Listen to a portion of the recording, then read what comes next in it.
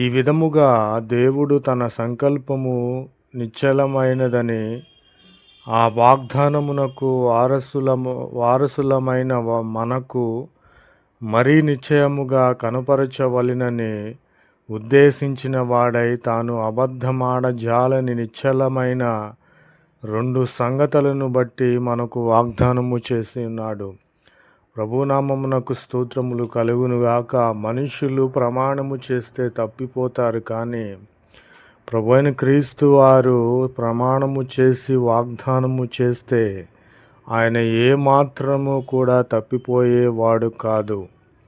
మన ఎదుట ఉంచబడిన నిరీక్షణను చేపట్టుటకు శరణాగతులమైన మనకు బలమైన ధైర్యము కలుగునట్లు ప్రమాణము చేసి వాగ్దానములను ఆయన దృఢపరిచి ఉన్నాడు. ప్రభునామమున